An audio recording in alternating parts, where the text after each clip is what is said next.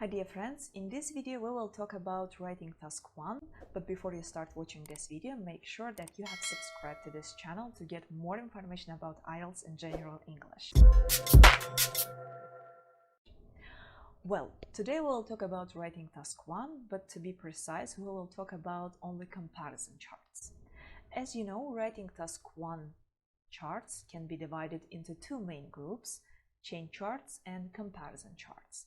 In chain charts, we have a period of time through which we show some changes, and we should write about those changes. But in comparison charts, we don't have a period of time.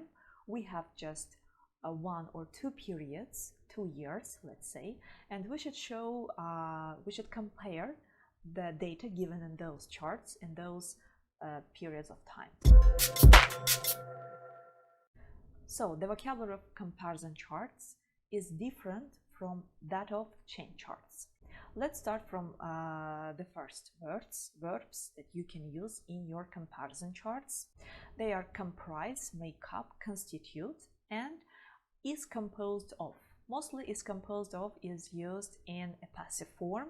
For example, you can say about 7% of American military forces are comprised of women, or are composed of women. Or you can say a committee composed of 3 representatives. So we use composed of and sometimes comprised of in a passive voice. We can also use comprise, make up, and constitute in an active voice. For example, we can say the number of unemployed people in Germany comprised almost 3 million. Instead of comprise, you can use make up and constitute. Like the number of women constituted 5 million in 2005. Next, you can use also amounts too. For example, you can say the number of women in 2005 amounted to 3 million.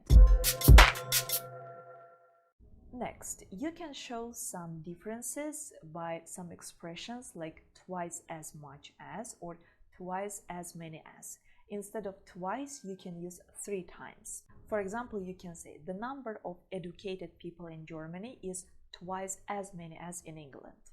Or you can say the amount of sugar in Germany is twice as much as in England. So in the first case, we said twice as many as because we were talking about people and it's countable. But in the second case, we said twice as much as because we were talking about sugar and this is uncountable.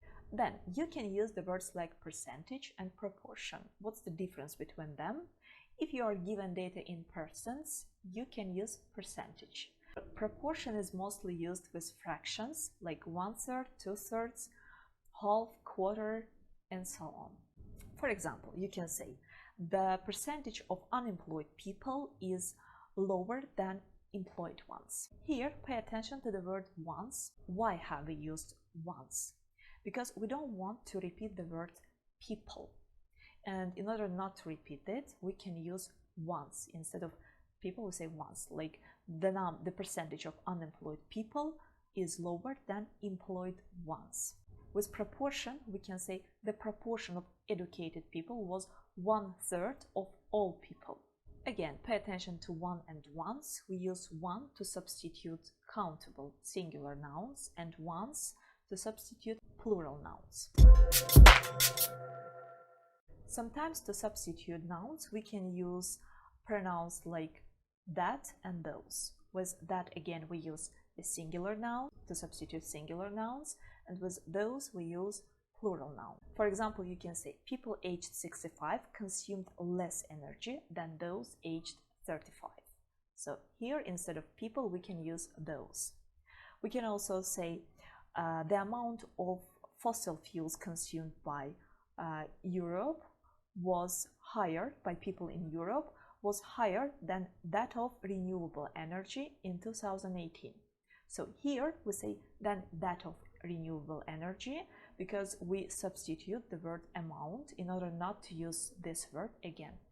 Again, the amount of fossil fuels consumed by people in Europe was higher than that of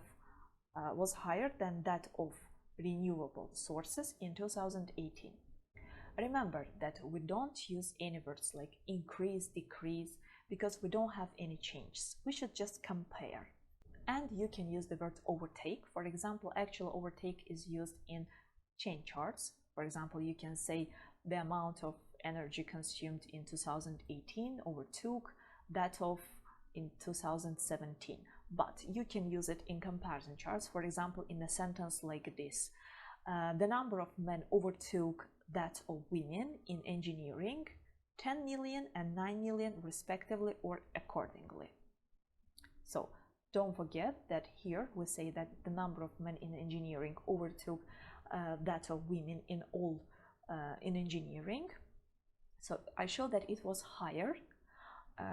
I use the word overtook to show that it was higher, and I use respectively and accordingly to show that 10 million relates to men and 9 million relates to women.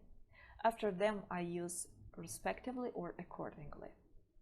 And don't forget that in comparison chart you should always compare. You should use higher, lower to show some difference between the items. Well, I think this video will be helpful for you in writing task 1, and it can improve your lexical resource. Don't forget to subscribe to the channel and press like button. Thank you. See you soon in the next video.